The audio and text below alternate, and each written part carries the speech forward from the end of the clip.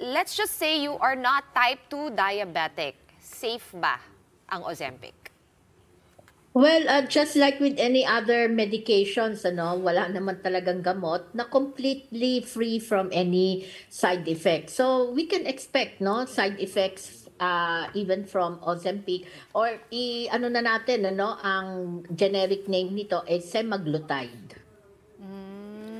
Okay, parang wala tong FDA approval for weight loss. Ang approval niya is of course for diabetes. Can you tell us, bakit nga ba nakakapayat ang Ozempic? Yes, kasi ang Ozempic bali parang katulad 'yan nung isang naglalabas siya, nakakatulong siya sa increase ng insulin na siyang nagiging dahilan para bumaba ang blood sugar ng mga pasyenteng may diabetes, no. So in a way dahil sa ito ay nakakatulong, no. So pag kumakain ka, mabilis na na-utilize ng katawan natin yung mga kinakain natin, no. So in a way nakakatulong 'yan doon sa pagbaba din ng weight, no, ng isang tao.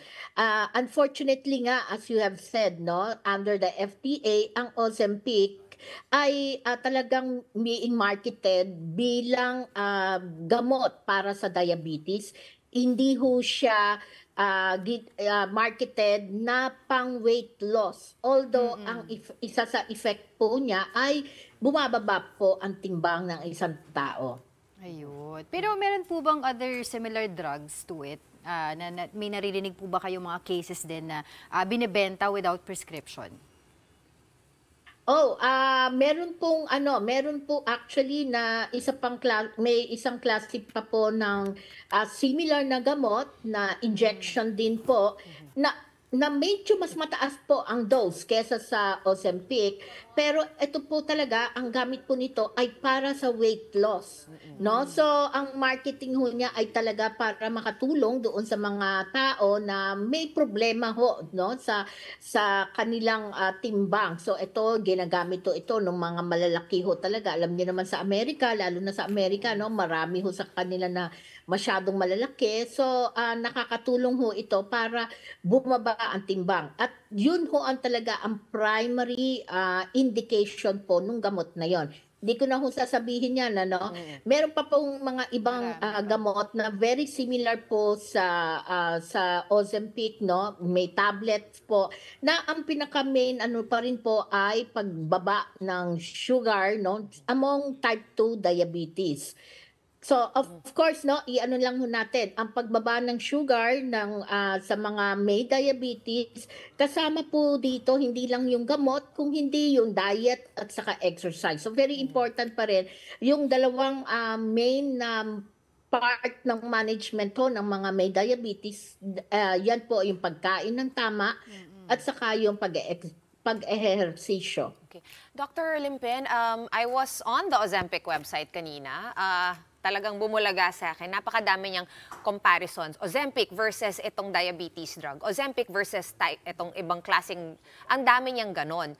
So, sa dami ng possible na pwede mong gamitin na gamot for diabetes type 2, para kanino ba talaga itong Ozempic? Like, how do doctors pick what specific anti-diabetes drug to prescribe to a patient, and also lahat po ba ng mga gamot na ito pareho yung mekanismo sa katawan? Hindi po pare-parehas, yung mechanism of action po nila ay iba-iba. In fact, magbuti nga at naitanong mo yan, kasi ang Ozempic ay ang indication po niya, ginagamit lang po yan talaga kapag hindi po nagtatrabaho yung usual na ginagamit po namin para sa diabetes, no? So marami pa po tayong mga gamot na pwedeng gamitin, hindi ho agad Ozempic, no? Kung ititignan ho ninyo, ang Ozempic po ini-injection, no? At binibigay po once a month, at bukod pa ho dyan, napakataas ng presyo, no? Sobrang taas po yung presyo ng, I think dito sa atin ay siguro ho ay mga 5,000, no? mahigit. So, imbis na yan po yung ibibigay, mas maganda po na yung ibang mga gamot pa po para sa diabetes. Meron po tayo na tableta lang ang iinumin at maganda din po ang nakikitang epekto ng mga gamot na ito kasi itong mga gamot na ito hindi lang nakakababa ng blood sugar, kung hindi nakakababa din ng risk ng cardiovascular events. At pag sinabi ho natin cardiovascular events, kasama po dito yung aatakihin ka sa puso o kaya ay magkaka-stroke ka at nakakabawas din po nakaka-improve din po nung heart failure, yung pagpalya ng puso.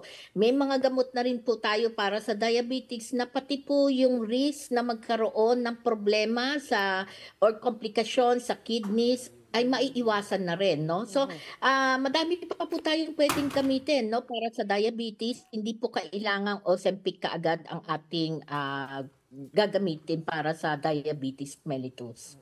Ayun. So, Dr. Limpin, eto nga kasi sumikat itong Ozempic kasi sabi nila for weight loss at maraming, alam mo naman tayo, yung mga tao na gustong magpapayat, talagang game sila for that. But syempre may mga side effects, mga testimonies na nangyari din sa iba. Ano po ba talaga yung mangyayari sa tao if you take Ozempic kung wala ka naman pong diabetes in the first place? Yeah, pag wala ho kayong diabetes, marami pong mga side effects, no? Pwede po. Actually, may diabetes ho kayo o wala kayong diabetes, no? Pwede ho itong mangyari, no? Ang common na side effects po ng Ozempic ay pwede ho kayo magkaroon ng upset stomach, pwede ho kayo magkaroon ng heartburn, no? Yung parang may bloatedness, feeling of bloatedness. Pwede rin ho kayo magkaroon nung parang nasusuka kayo o talagang magsusuka kayo, no? Magkakaroon din ho kayo ng loss of appetite, which I think nakakatulong, no, doon sa weight loss kasi yun, nawawalan kayo ng ganang kumain. Pwede rin hong stomach flu, headache, dizziness. But bukod ho dito sa mga common side effects nito, no, may mga serious na side effects po ang Ozempic. Isa na ho dyan, pwedeng biglang magkaroon ng pagbabago, blaring of vision, no? Yun ho, yung isa sa mga malaking problema. Pwede rin hong magkaroon ng mga unusual changes, no, sa mood na sometimes itong pagbabago sa mood na ito ay pwedeng magbigay o magdulot ng pag-iisip na gusto mong saktan ang sarili mo, no? Pwede rin ho na magkaroon ho kayo ng parang thyroid tumor. Isa po yan sa mga serious side effect po ng gamot na yung thyroid tumor. Yan po ang isa ng mga palatandaan yan, biglang magkakaroon ho kayo ng pamamaga o kaya lump, no, doon sa neck ko ninyo, pwedeng magkaroon kayo ng problema sa paglunok, no? Or kaya feeling na short of breath kayo kasi medyo lumalaki po yun dito sa may leeg.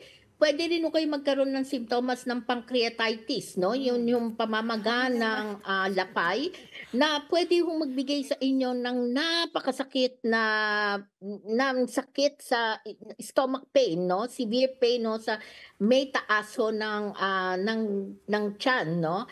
Na pwede hong nagraradiate o pumupunta ho doon sa likuran. Kasama din dito yung vomiting and nausea. So, marami pong mga serious side effects ang Ozempic. So, as I said, hindi ho siya free from any side effects. Meron pong very common, but meron din pong mga serious side effects ang Ozempic. Now, Dr. Limpin, nakakatakot yung mga sinabi mo. Kasi nga hormones, no, ang naapektuhan nito. Pero kaya nga, Doc, ang weird. Kasi minsan mag-Facebook ka lang, may makikita ka, may nagpo-post. Minsan doktor pa. Na syempre kasi kailangan iturok, di ba? So medyo ino-offer nila na may Ozempic nga daw. On that side, as a doctor, hindi po ba bawal yun na magbenta ng what I'm assuming is a prescription drug? And to actually have to administer it, ano po yung workaround? Meron po ba tayong batas against this? Yes, meron po, no? Unang-una, ang Ozempic is a prescription drug, no? Therefore, pwede ho lang ninyo makuha yan kapag may prescription ho kayo ng doktor. Hindi ho yan pwedeng ibenta sa mga clinic basta-basta nang walang prescription ng doktor. At meron ho tayong batas na nagsasabi na hindi ho pwedeng magbenta sa clinic unless yung clinic na yon ay registered na pwede ho silang magbenta ng gamot, no? So kumbaga sa ay registered ho sila sa FDA na sila po ay parang isang butika na nagbebenta ng gamot. Pero para ikaw ay aprubahan ng FDA natin na pwede ka magbenta ng gamot, dapat po ang isang requirement to, meron po kayong dapat na pharmacist.